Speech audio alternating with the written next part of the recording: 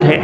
قرآن کریم میں اللہ رب العزت نے اپنی قدرت کے دلائل بیان فرمایا وَمِنْ آیَاتِهِ مَنَامُكُمْ بِاللَّيْلِ وَالنَّهَارِ، اللہ کی نشانیوں میں سے کہ وہ اللہ تمہیں سلاتا ہے دن میں اور رات میں، وَابْتِغَاؤُكُم مِّن فَضْلِهِ، تم تلاش کرتے ہو اللہ کے فضل کو، إِنَّ فِي ذَلِكَ لَآيَاتٍ لِقَوْمٍ يَسْمَعُونَ، یقیناً اس میں نشانیاں ایسی قوم کے لیے جو سننے والے، سن کر عمل کرنے والے۔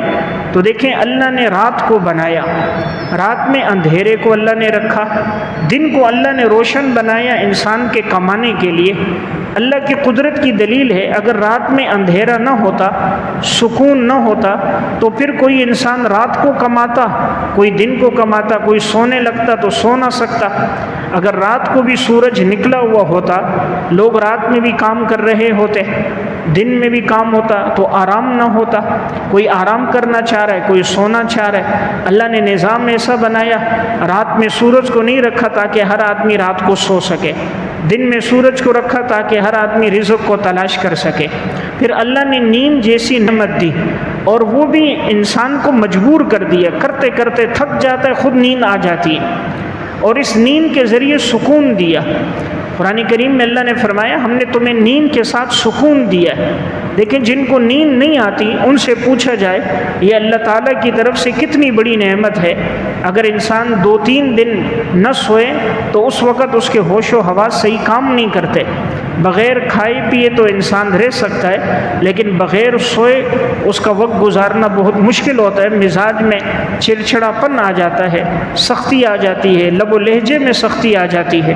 اس لیے اللہ نے قرآن میں فرمایا وَجَعَلْنَا نَوْمَكُمْ سُبَاتًا وَجَعَلْنَا اللَّيْلَ لِبَاسًا، ہم نے رات کو تمہارے لیے لباس بنایا۔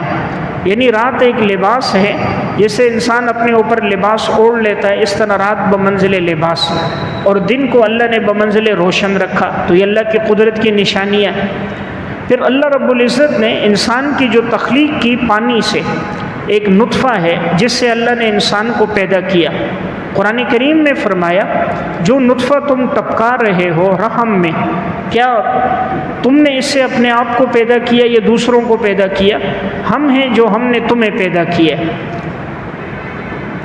افرأیتم ما تمنون اانتم تخلقونہ ام نحن الخالقون، بس وہ جو تم ٹپکاتے ہو ماں کے رحم میں، کیا تم پیدا کرنے والے ہو یا ہم پیدا کرنے والے ہیں؟ اس بے حقیر قطرے سے اللہ نے انسان کو پیدا کیا۔ یہ اللہ کی قدرت کی دلیل کہ جس کی کوئی حیثیت نہیں، کپڑے پہ لگے کپڑا نجس، جسم سے خارج ہو غسل فرض ہو جائے، اس بے حقیر قطرے سے اللہ تعالیٰ نے انسان کی تخلیق کی، اور اس پانی کے قطرے پر انسان کی تصویر بنائی۔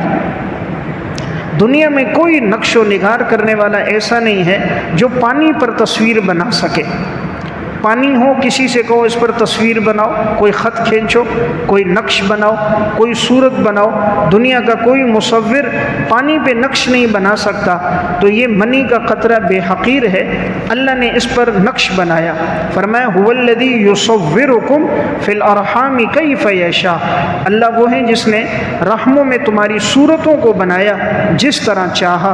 لا الہ الا هو العزیز الحکیم، نہیں کوئی معبود سوائے اللہ کے جو غالب ہے، حکمتوں والا ہے۔ تو آپ پانی کے قطرے پر تصویر بنانا، صورت بنانا، یہ محض اللہ رب العزت کی قدرت ہے۔ پھر اللہ نے ان کو کتنے تخلیقی مراحل سے گزارا۔ انسان اپنی تخلیق پہ غور کر کے اللہ کو پہچان سکتا ہے۔ اس لیے اللہ رب العزت فرماتے مجھے پہچاننا ہے تو کہیں دائیں بائیں جانے کی ضرورت نہیں ہے، انسان صرف اپنے آپ پر غور کرے وہ کیسے پیدا ہوا، کس طرح وہ پیدا ہوا، کس طرح دنیا میں آیا، اس میں غور کر کے انسان اپنے اللہ کو پہچان سکتا ہے۔ اللہ تعالیٰ نے قرآن کریم سورہ مومنون میں اس کا تذکرہ فرمایا کہ انسان کی تخلیق کیسے ہوئی ہے۔ وَلَقَدْ خَلَقْنَا الْإِنسَانَ مِنْ سُلَالَةٍ مِنْ طِينٍ، ہم نے انسان کو پیدا کیا ہے ایک مٹی کے خلاصے سے۔ ثُمَّ جَعَلْنَاهُ نُطْفَةً فِي قَرَارٍ مَكِينٍ، پھر ہم نے اس کو ٹھہرایا ہے بطور نطفے کے ایک ایسی جگہ میں، ایک محفوظ جگہ میں، ماں کے رحم میں اللہ نے اس کو ٹھہرایا۔ ثُمَّ خَلَقْنَا النُّطْفَةَ عَلَقَةً فَخَلَقْنَا الْعَلَقَةَ مُضْغَةً، پھر اللہ نے نطفے کو آگے اللہ نے لوتھڑا بنایا، گوشت کی بوٹی میں تبدیل کیا۔ فَخَلَقْنَا الْمُضْغَةَ عِظَامًا، گوشت گوشت کی بوٹی پر اللہ نے ہڈیوں کو چڑھایا، فَكَسَوْنَا الْعِظَامَ لَحْمًا، ان ہڈیوں پر اللہ نے گوشت کو چڑھایا، ثُمَّ أَنشَأْنَاهُ خَلْقًا آخر، پھر ہم نے جس طرح چاہا تمہیں پیدا کر دیا، فَتَبَارَكَ اللَّهُ أَحْسَنُ الْخَالِقِينَ، بابرکت ہے اس اللہ کی ذات جو نہایت خوبصورت پیدا کرنے والا ہے۔ اللہ نے ہر چیز پر 40 دن گزارے، نطفہ تھا 40 دن، اللہ نے لوتھڑا بنایا 40 دن، گوشت کی بوٹی تھی، پھر اللہ نے 3 چلے 4 مہینے گزرنے کے بعد اللہ نے اس میں روح ڈال دی، پھر اللہ نے ہڈیوں کے اوپر گوشت کو چڑھا دیا، ماں کے رحم میں اللہ نے یہ سب کچھ بنایا، یعنی انسان کی ساری تخلیق ماں کے رحم میں ہو رہی ہے، اور ماں پر کوئی اثر بھی زیادہ نہیں پڑ رہا، وہ ماں کھا بھی رہی ہے، پی بھی رہی ہے، کام کاج بھی کر رہی ہے، دنیا کے کام کاج بھی، دین کے کام کاج بھی، اس کو کچھ نہیں محسوس ہو رہا، اور اللہ اس کے رحم میں انسان کی تخلیق کر رہا ہے، اور تخلیق بھی اندھیروں میں کر رہا ہے، کوئی روشنی نہیں۔ آج دیکھیں اگر بجلی چلی جائے، انسان کہتا ہے مجھے نظر نہیں آ رہا، میں کیسے کام کروں گا؟ لکھنے پڑھنے والا اندھیرے میں کام نہیں کر سکتا، سلائی کڑھائی والا اندھیرے میں کام نہیں کر سکتا، بھئی سوئی میں دھاگا کیسے ڈالوں، مجھے نظر نہیں آ رہا۔ اللہ نے مجھے اور آپ کو پیدا کیا، فرمایا یخلقکم فی بطون امہاتکم خلقا من بعد خلق فی ظلمات ثلاث، اللہ وہ ہے جس نے ماں کے رحموں میں، پیٹوں میں تمہیں پیدا کیا، ایک تخلیق کے بعد دوسری تخلیق میں 3 اندھیروں میں، 3 اندھیروں میں اللہ نے پیدا کیا، ایک اندھیرا ماں کے پیٹ کا اندھیرا، ایک رحم کا اندھیرا، اور ایک جھلی کا اندھیرا، جس جھلی میں ہم پیدا ہوئے، تو یہ 3 اندھیرے ہیں۔ آج اگر لوڈ شیڈنگ ہو جائے، کہتے ہیں جی کچھ نظر نہیں آ رہا، اللہ نے 3 قسم کی لوڈ شیڈنگ میں انسان کو پیدا کیا۔ جب کوئی بچہ پیدا ہو، آپ اس کو ذرا ہاتھ میں اٹھا کر دیکھو، چھوٹی چھوٹی اس کی انگلیاں ہیں، چھوٹے چھوٹے اس کے کان ہیں، آنکھیں ہیں، اور انگلیوں میں چھوٹے چھوٹے ناخن ہیں۔ کس ذات نے یہ پوری تصویر بنائی ہے؟ اس کے اندر سارے اعضاء کو پورا رکھا، دل بھی کام کر رہا ہے، جگر بھی کام کر رہا ہے، اس کا مثانہ بھی کام کر رہا ہے، خون بھی گردش کر رہا ہے، آنکھوں سے دیکھ بھی رہا ہے، کانوں سے سن بھی رہا ہے، زبان سے رو بھی رہا ہے، غذا کو حلق سے نیچے بھی اتار رہا ہے۔ اللہ نے یہ ساری تخلیق ماں کے رحم میں کی، اور جب دنیا میں آنے کا وقت ہوا، ثم السبیل یسرا، اللہ نے راستے کو آسان کر دیا۔ 4-5 پاؤنڈ کا وزنی بچہ تنگ و تاریک راستے سے دنیا میں آ رہا ہے۔ ماں کو بھی وقتی تھوڑی تکلیف ہوئی، بعد میں اللہ وہ تکلیف بھی ختم کر دیتا ہے۔ تو یہ ایک سارا نظام دلالت کرتا ہے اللہ تعالیٰ کی ذات پر اور اللہ کے وجود پر، کہ کائنات کی معمولی چیز ایک سوئی بغیر بنائی نہیں بنتی، تو اتنا بڑا نظام اور اس انسان کی اتنی تخلیق بغیر خدا کے بنائے ہوئے کیسے ہو سکتی؟ یعنی میں عرض کر رہا تھا، انسان اللہ کو سمجھنا چاہے، اللہ رب العزت کے وجود کو بآسانی سمجھ سکتا ہے۔ پھر اللہ نے انسان کے اعضاء بھی کیسے برابر برابر بنائے۔ قرآن کریم سورہ انفطار میں اللہ رب العزت نے ارشاد فرمایا، اے انسان ہم نے تیرے تمام اعضاء کو برابر سرابر بنایا، ایسا نہیں کہ ایک ہاتھ 3 فٹ کا ہو، دوسرا 1.5 فٹ کا ہو، ایک پاؤں 5 فٹ کا ہو، دوسرا 3.5 فٹ کا ہو، ایک کان 6 انچ کا ہو، دوسرا 3 انچ کا ہو، ایک آنکھ 4 انچ کی، دوسری 2 انچ کی ہو، ایک ہونٹ 2 انچ کا، ایک 1 انچ کا ہو، نہیں۔ یا ایھا الانسان ما غرک بربک الکریم الذی خلقک فسواک فعدلک فی ای صورت ما شاء رکبک، اے انسان تجھے کس چیز نے دھوکے میں ڈالا؟ اپنے اس رب سے جو معزز ہے، جس نے تجھے پیدا کیا، برابر سرابر پیدا کیا، جس صورت میں چاہا تجھے مرکب کر دیا، جس صورت میں چاہا تیری تخلیق کر کے تجھے بنا دیا۔ یعنی اللہ رب العزت نے ہر انسان کے اعضاء کا تناسب برقرار رکھا، ورنہ اندھیرے میں تو انسان سے خلط ملط ہو جاتا۔ کبھی ایسا نہیں ہوا اللہ نے آنکھ کو گھٹنے کی جگہ لگایا ہو، اللہ نے کان کو پشت کی جگہ لگا دیا ہو، اللہ نے ہونٹوں کو کمر کی جگہ لگا دیا ہو۔ 3 قسم کے اندھیروں میں بنایا، اور انسان کی اللہ نے مکمل تخلیق کی ہے۔ تو یہ اللہ تعالیٰ کی قدرت کے وجود پر دلائل ہیں۔ اللہ تعالیٰ قرآن کریم میں فرماتا ہے، اللہ کی ذات وہ ہے سورہ یاسین میں جس نے تمہارے لیے سورج اور چاند کے نظام کو بنایا۔ دیکھیں سورج کا کتنا بڑا نظام ہے جو اس وقت گردش کر رہا ہے، اور ایک لمحے میں تاخیر نہیں ہوتی۔ اللہ نے جو اس کے لیے وقت مقرر رکھا ہے وہ وقت مقرر پہ طلوع ہوتا ہے، وقت مقرر پہ غروب ہوتا ہے۔ والشمس تجری لمستقر لها ذلك تقدیر العزیز العلیم والقمر قدرناه منازل حتى عاد كالعرجون القدیم لا الشمس ينبغي لها ان تدرك القمر ولا الليل سابق النهار وكل في فلك يسبحون۔ اللہ فرما رہے سورج وہ ہے جو چلتا ہے اپنے وقت مقرر پر، اور یہ سب اس ذات کی طرف سے جو طاقتور ہے، جاننے والا ہے۔ طاقتور ہے کہ سورج جیسے بڑے نظام کو چلا رہا ہے، جاننے والے اس کو پتہ ہے کب غروب کرنا ہے، کب طلوع کرنا ہے۔ تو دیکھیں ایک ایک سیکنڈ آج لکھا ہوا ہے نا کہ مثلا جون کی 20 تاریخ کو سورج کب طلوع ہوگا، غروب کب ہوگا، پورا منٹ طے ہے۔ پورے سال کے آج نقشے بنے ہوئے، ان نقشوں میں سورج کا طلوع اور غروب ہے، کوئی اس میں فرق نہیں آ رہا، تو کوئی ذات اس کو چلا رہی ہے۔ ورنہ ایک سائیکل بغیر چلائی نہیں چلتی، ایک موٹر سائیکل بغیر چلائی نہیں چلتی، ایک چھوٹی سی گاڑی نہیں چلتی۔ اتنا بڑا سورج، پوری کائنات کا نظام سورج کے ذریعے چل رہا ہے، تو بغیر چلائے کیسے چلے گا؟ اللہ فرما رہا ہے والقمر قدرناہ منازل، ہم نے چاند کی منازل طے کی کہ کبھی یہ باریک ہوتا ہے حتی عاد کالعرجون القدیم، پرانی ٹہنی کی طرح ہو جاتا ہے، چھوٹا ہوتے ہوتے ہوتے بالکل چھوٹا ہو جاتا ہے۔ ایک تاریخ کا چاند بالکل چھوٹا، پھر بڑھتے بڑھتے 14ویں رات کا چاند مکمل ہو گیا، پھر گھٹتے گھٹتے گھٹتے مہینے کے آخر میں ختم ہو گیا۔ تو یہ چاند کو گھٹانا اور بڑھانا، اسی کے ذریعے اللہ نے کائنات کے نظام کو رکھا۔ چاند کے ساتھ اللہ نے نظام کو جوڑا، حج کا نظام ہے، حج کس دن کرنا ہے، شمسی اس میں جو قمری تاریخیں ہیں، اور روزہ رکھنا ہے، تو یہ سارا نظام چاند کے ساتھ متعلق ہے۔ رمضان کا مہینہ آتا ہے، چاند دیکھ کر روزہ رکھنا ہے، چاند دیکھ کر افطاری کرنی ہے۔ عرفہ کا دن ہے، اس کا تعلق چاند کے ساتھ ہے۔ محرم کا دن ہے، چاند کے ساتھ ہے۔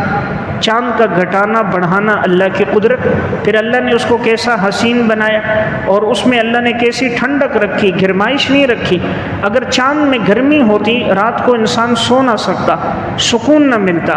اگر سورج میں گرمی نہ ہوتی، سورج میں یوں نرمی ہوتی، ٹھنڈک ہوتی، دن میں کچھ نظر نہ آتا، کام کاج نہ ہوتا۔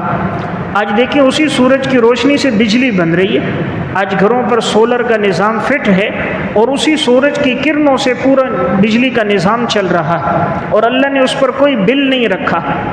آج کیسی والے تو 2 مہینے بل نہ بھرو، تیسرے مہینے آ کر تار کاٹ دی۔ اللہ نے اتنا بڑا نظام سورج چاند کا رکھا، کوئی بل نہیں مانگا۔ ایک بل مانگا، غیر محرم آ جائے نظر جھکا دو۔ ایک بل اس سے مانگا، اللہ کا حکم نماز کا وقت ہو جائے تم نماز کی ادائیگی کر دو، جن چیزوں سے منع کیا تم اس سے باز آ جاؤ۔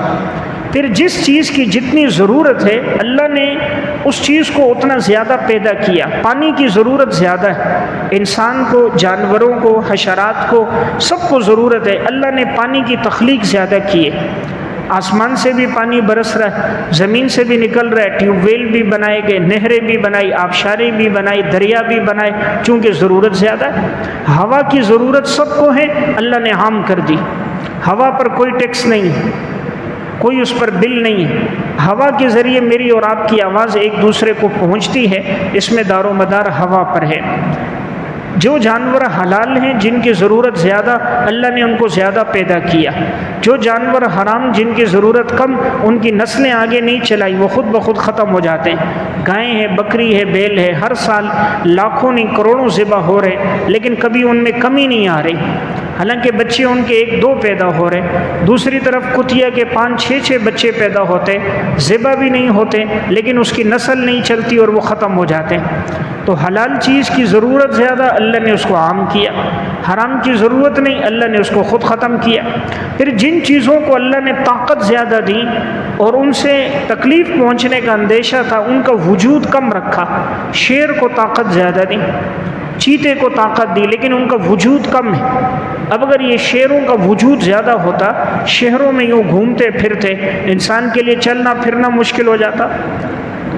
ان کو اللہ نے طاقت خوب دی، ان کے وجود کو کم کر دیا، ان کو جنگلات تک محدود کر دیا۔ عام شہروں میں اللہ نے ان کو نہیں رکھا تاکہ انسانی زندگی کا نظام متاثر نہ ہو۔ انسانوں کو کو اللہ نے دونوں قسم کے دانت دیے، نوکیلے بھی دیے، چفڑے بھی دیے۔ شیر کو اللہ نے چفڑے دانت نہیں دیے، صرف نوکیلے دیے، کیونکہ شیر کی، چیتے کی غذا گوشت ہے، گوشت کے لیے اس کو نوکیلے دانت چاہیے، اللہ نے نوک والے دیے۔ بکری کو، گائے کو، بیل کو اللہ نے چفڑے دانت دیے، کیونکہ اس کی غذا گوشت نہیں ہے، اس کی غذا سبزہ ہے، اس سبزے کو کھانے کے لیے اس کو چفڑے دانت چاہیے۔ انسان کی غذا دونوں ہے، انسان گوشت بھی کھاتا ہے، سبزیاں بھی کھاتا ہے، اس لیے انسان کو دھراڑیں دی چفڑی، جس کے ذریعے وہ خوراک کو پیستا ہے، آگے نوکیلے دانت بھی رکھے جس کے ذریعے وہ گوشت کو کاٹ سکے۔ تو معلوم ہوا انسان کے لیے دونوں قسم کی چیزیں ہیں، گوشت بھی کھائے، سبزیاں بھی کھائے۔ اب دیکھیں جانور اپنی فطرت کے خلاف نہیں ہے، گائے کے آگے گوشت رکھو نہیں کھائے گی، بکری کے آگے گوشت رکھو نہیں کھائے گی، شیر کے آگے سبزی رکھو، سبزہ رکھو، گھاس رکھو، شیر نہیں کھائے گا۔ تو اللہ نے ایک تخلیق کی، ہر چیز کے لیے اللہ نے اس کی غذا کو بنایا۔ تو میں عرض کر رہا تھا اللہ کے وجود پر اگر دیکھنا چاہے کائنات کی ہر دلیل وجود باری تعالیٰ پر دلالت کر رہی ہے۔ اللہ تعالیٰ کا وجود واجب الوجود ہے۔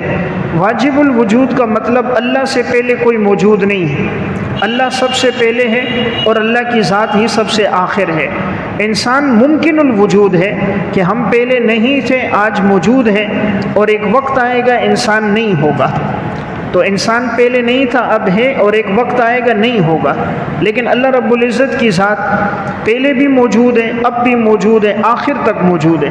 اللہ تعالیٰ نے سورہ حدید میں اس بات کو بیان فرمایا، هو الاول والآخر والظاہر والباطن وهو بكل شيء علیم۔ اللہ سب سے پہلے اور سب سے آخر ہے، ظاہر بھی ہے، باطن بھی ہے، اور ہر چیز کا علم رکھنے والی ذات اللہ کی ذات ہے۔ تو خلاصہ کلام یہ ہے، اللہ کی ذات پر اتنے دلائل ہیں کہ انسان غور و فکر کر سکتا ہے، اور اللہ کا وجود فطرت میں داخل ہے۔ انسان جہاز میں سفر کر رہا ہے، اچانک فنی خرابی آتی اور جہاز کا پائلٹ اعلان کرتا ہے بھئی فنی خرابی ہے، کسی بھی وقت کوئی حادثہ ہو سکتا ہے، تو سب اللہ کو یاد کرتے ہیں، یا اللہ ہمیں بچا، یا اللہ بچا، سب دعا کرتے ہیں۔ تو معلوم ہوا اللہ کا وجود فطرت میں کہ پریشانی میں سب کو اللہ یاد آ رہا ہے۔ انسان علاج کے لیے جاتا ہے مہنگے سے مہنگے ڈاکٹروں کے پاس، آخر میں ڈاکٹر اس کو کہتے ہیں بھئی اب ہمارے ہاتھ میں نہیں ہے، اچھے سے اچھے اسپتال میں چلے جاؤ، اب وہ کہتے ہیں جی دعا کرو، دعا کرو، اب ہمارے اختیار میں نہیں ہے، مریض کو لے جاؤ۔ تو پھر انسان دعا کرتا ہے یا اللہ شفا دے۔ معلوم ہوا اللہ کا وجود ایک فطرتی چیز ہے۔ انسان کشتی میں سفر کر رہا ہے، موجیں آتی ہیں، ڈگمگانے لگتی ہے کشتی، قریب ہے کہ اب انسان ڈوب جائے گا، تو سب کو اللہ یاد آتا ہے۔ مشرکین مکہ جو باوجود یہ کہ توحید کے قائل نہیں تھے، لیکن جس وقت وہ سفر کر رہے ہوتے کشتیوں میں اور اچانک سمندر کی موجوں میں طغیانی آ جاتی، تو وہ سب کے سب اللہ کو پکارتے تھے کہ اب اللہ کی مدد سے ہی ہم چھوٹ سکتے ہیں، اس کے علاوہ کوئی راستہ نہیں۔ قرآن کریم میں اللہ تعالیٰ نے ارشاد فرمایا فَإِذَا رَكِبُوا فِي الْفُلْكِ دَعَوُا اللَّهَ مُخْلِصِينَ لَهُ الدِّينَ۔ جب یہ لوگ کشتیوں میں سوار ہوتے ہیں، اللہ کو پکارتے ہیں خالص اللہ کے ساتھ بندگی کا اعتقاد رکھتے ہوئے، فَلَمَّا نَجَّاهُمْ إِلَى الْبَرِّ إِذَا هُمْ يُشْرِكُونَ، اور جب ہم ان کو نجات دیں، خشکی کی طرف لے کر آئیں، تو یہ لوگ شرک کر دیتے۔ معلوم ہوا مشرک بھی اللہ کو پکارتا تھا۔ تو اللہ کا وجود ایسی چیز ہے کہ کائنات میں ہر ایک انسان معمولی غور و فکر والا بھی اللہ کو پہچان سکتا ہے۔ پھر اللہ نے جو مخلوقات کو پیدا کیا، ان میں اللہ نے انسان کی منفعت کتنی رکھی۔ ایک شہد کی مکھی دیکھیں، اس کا پورا نظام اللہ کے وجود پہ دلالت کرتا ہے۔ شہد کی مکھی جو اپنے لیے چھتا بناتی ہے، بڑے سے بڑا کاریگر اور مصور اس طرح نہیں بنا سکتا جس طرح وہ خانے بناتی ہے۔ جانور جو اپنے لیے گھونسلے بناتے ہیں، آپ ان کے گھونسلوں کو، ان کے گھروں کو دیکھو، بہترین اگر کوئی کاریگر ہو اس طرح گھر نہیں بنا سکتا جس طرح ہر جانور اپنے لیے گھر بنا رہا ہوتا ہے، حالانکہ انہوں نے کسی ادارے میں تعلیم نہیں حاصل کی، کسی سے انہوں نے سیکھا نہیں ہے۔ پھر یہ شہد کی مکھی اللہ قرآن میں اللہ رب العزت نے اس کے بارے میں فرمایا کہ اس کو یہ تعلیم اللہ نے دی ہے۔ اور اس کے ساتھ اللہ نے شہد کو رکھا۔ اس کا پورا نظام ایسا مربوط ہے، شہد کی مکھیوں میں باقاعدہ ایک بادشاہ ہوتا ہے، ایک ملکہ ہوتی ہے، اور جب یہ ان کا کام ہے، یہ ایک ہی رخ پہ جاتے ہیں، اسی رخ پہ جا کر یہ صرف پھولوں پر بیٹھ کر اسے چوستے ہیں، گندگی پر نہیں بیٹھتی۔ اگر کوئی شہد کی مکھی گندگی پر بیٹھے، دوبارہ چھتے کی طرف آئے، چھتے کے ارد گرد پہرا لگا ہوا ہوتا ہے، اور وہ سونگھ کے پہچان لیتے ہیں کہ یہ کس جگہ سے بیٹھ کر آئی، تو اگر اس میں بدبو ہو، ناپاک نجس چیز پر بیٹھی ہو، تو وہیں اس کو قتل کر دیتے ہیں۔ یا کوئی مالکہ کی بات نہ مانے جو ان کی سربراہ ہے، اس کی بات تسلیم نہ کریں، اس کی سزا قتل ہے۔ اس لیے اکثر آپ کو چھتوں کے ارد گرد مکھیاں گری ہوئی، قتل کی ہوئی، مری ہوئی نظر آتی ہیں، تو ان کے ہاں پورا ایک نظام ہے، جیسے انسانوں کا ایک نظام ہے۔ پھر وہ کس طرح وہ موم کو بنا رہے ہیں، کوئی انسان اس طرح موم نہیں بنا سکتا۔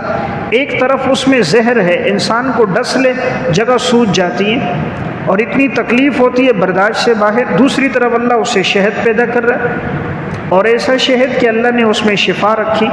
آج تو شہد اصل ملتا نہیں ہے، انسان تلاش کرتا رہے، اصل اسے چیز مل نہیں رہی۔ تو یہ بھی اللہ کی تخلیق کی بڑی دلیل کہ ایک مکھی میں کے ذریعے اللہ نے کتنی میٹھی چیز کو پیدا کیا، اور اس مٹھاس کے اللہ نے رنگ الگ الگ رکھے، ہر شہد کا رنگ الگ الگ، اس کا ذائقہ اللہ نے الگ الگ رکھا۔ قرآن کریم میں 14ویں سپارے میں اللہ تعالیٰ نے اس کا تذکرہ فرمایا۔ جہاں اللہ نے اس کی تخلیق بتائی، وہاں راستوں کا ذکر بھی کیا کہ ہم کس طرح اس کی رہنمائی کرتے ہیں کہ یہ ان راستوں کے ذریعے اپنی جگہ تک پہنچتی ہے۔ شہد کی مکھی جتنے دور چلی جائے پھر بھی وہ اپنے اسی گھونسلے تک لوٹ کر آتی ہے جہاں اس نے آنا ہے، راستے میں خطا نہیں ہوتی۔ انسان کا بچہ گم جاتا ہے، 4 سال 5 سال کا بچہ نکلا واپس نہیں آتا، گم گیا، لیکن یہ مکھی ہے، اللہ نے اس کے لیے راستوں کو آسان کیا۔ وَأَوْحَى رَبُّكَ إِلَى النَّحْلِ أَنِ اتَّخِذِي مِنَ الْجِبَالِ بُيُوتًا وَمِنَ الشَّجَرِ وَمِمَّا يَعْرِشُونَ۔ اللہ نے شہد کی مکھی کے دل میں ڈالا کہ تو اپنے لیے پہاڑوں پر گھروں کو بنا دے، درختوں پر گھروں کو بنا، اپنے لیے خوبصورت گھر بنا رہی۔ ثُمَّ كُلِي مِن كُلِّ الثَّمَرَاتِ، پھر ہر پھلوں پر جا کر ان سے رس کو چوس۔ فَاسْلُكِي سُبُلَ رَبِّكِ ذُلُلًا، تیرے رب نے جو تیرے لیے راستوں کو آسان کر دیا ہے، بچھا دیا ہے، انہی راستوں پہ چلتی ہوئی یخرج من بطونها شراب مختلف الوانه فیہ شفاء للناس، پس اللہ نے اس کے پیٹ کے ذریعے سے تمہارے لیے پینے کی چیز کو نکالا جس کے رنگ الگ الگ ہیں اور اس میں لوگوں کے لیے شفا ہے۔ تو دیکھیں کہاں پیٹ سے نکالا، معلوم ہوا یہ نجاست کی جگہ سے اللہ نے نہیں نکالا۔ شہد جیسے ہمارا پخانہ نجس جگہ سے نکل رہا ہے، وہاں اللہ نے نہیں کہا نجس جگہ سے، کہا پیٹ سے نکالا، اور کہا یہ پینے کی چیز ہے، رنگ الگ الگ ہیں، جس قسم کے ذائقے چوسے اس قسم کا شہد ہے، اور اس میں اللہ نے شفاء للناس، بیماریوں کے لیے شفا۔ پھر رب العالمین کی قدرت ہے، اللہ نے اپنی قدرت کے ذریعے دودھ کو پیدا کیا۔ آج دیکھیں انسان جتنی سائنس ترقی کر جائے، ایک قطرہ دودھ کا پیدا نہیں کر سکتا۔ ایک قطرہ سائنس ترقی کر جائے، پانی کا ایک قطرہ پیدا نہیں کر سکتی، 1 انچ لوہے کو پیدا نہیں کر سکتی، 1 انچ لکڑی کو سائنس پیدا نہیں کر سکتی۔ یہ سب اللہ کی تخلیق ہے۔ اللہ نے قرآن میں فرمایا وَإِنَّ لَكُمْ فِي الْأَنْعَامِ لَعِبْرَةً، یقیناً تمہارے لیے جانوروں میں عبرت کا سامان ہے۔ نُسْقِيكُم مِّمَّا فِي بُطُونِهِ مِن بَيْنِ فَرْثٍ وَدَمٍ لَبَنًا خَالِصًا سَائِغًا لِّلشَّارِبِينَ، کہ ہم پلاتے ہیں تمہیں ان کے پیٹ سے گوبر اور خون کے درمیان سے، ہم تمہارے لیے خالص دودھ نکالتے ہیں جو پینے والوں کے لیے بڑا خوشگوار ہوتا ہے۔ اب ایک طرف گائے میں، بھینس میں، بکری میں گوبر بھی موجود ہے، خون بھی موجود ہے، جسم میں نجاست بھی موجود ہے۔ اللہ کی قدرت دیکھو، کتنا سفید دودھ ہے، نہ اس میں خون کی رنگت موجود ہے، نہ پیشاب کا ذائقہ موجود ہے، نہ گوبر کی بدبو موجود ہے۔ خون اور گوبر اور پیشاب کے درمیان سے لبناً خالصاً، ہم نے تمہارے لیے خالص دودھ کو پیدا کیا۔ اللہ کی قدرت ہے، بچے کی تخلیق ہوتی ہے، اللہ نے ماں کے سینے میں دودھ کو پیدا کیا، نہ دودھ کو بہت گرم رکھا نہ بہت ٹھنڈا کہ بچے کو تکلیف ہو، اور جتنا بچے کو ضرورت ہے اتنا دودھ پیدا ہوتا جاتا ہے، اور ماں کے دل میں اللہ نے شفقت اور محبت کو رکھ دی، اور بچے کو دودھ چوسنے کا طریقہ طبعی اور فطرتی طور پہ اللہ نے سکھا دیا۔ جانور کے بچے پیدا ہو رہے ہیں، بکری کے، گائے کے، وہ دودھ چوس رہے ہیں، یہ ان کو طبیعت اور فطرت اللہ نے عطا فرمائی۔ تو میں عرض کر رہا ہوں کہ الحاد جو بڑھ رہا ہے وہ اللہ کے وجود کا انکار کر رہے ہیں، حالانکہ اتنے دلائل موجود ہیں۔ اگر انسان اللہ رب العزت کی ذات کو سمجھنا چاہے، کائنات میں غور و فکر کر کے اللہ رب العزت کی ذات کو سمجھ سکتا ہے۔ انسان کائنات میں جتنے بھی ہیں سب ممکن ہیں، اور ہر ممکن اپنے وجود میں کسی واجب الوجود کا محتاج ہے، اور وہ واجب الوجود کی ذات اللہ کی ذات ہے۔ باقی اللہ رب العزت کی حقیقت کنہ ماہیت کو پورا سمجھنا وہ ہمارے بس میں نہیں ہے۔ ہم مخلوق ہیں، اللہ خالق ہے، ہماری عقل ناقص ہے۔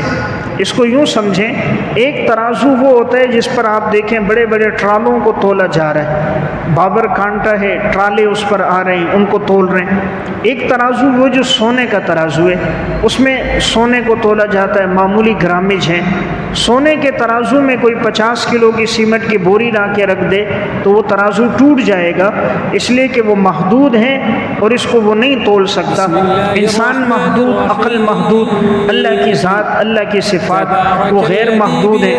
تو غیر محدود کو محدود پہ سمجھنا چاہتا ہے تو اس کے لیے مشکل پیش آتی ہے، بھٹک جاتا ہے۔ اس لیے اصل چیز ہے وحی پر ایمان، وحی پر ایمان و عقل پر ایمان نہیں، کہ وحی کے ذریعے جو بات بتا دی گئی ہمارا اس پر ایمان ہے۔ تو انبیاء علیہ السلام جتنے آئے ان تمام انبیاء علیہ السلام کی دعوت میں پہلی دعوت توحید کی دعوت تھی، اس لیے توحید کو اپنانا، اسی پہ زندگی گزارنا ایک مسلمان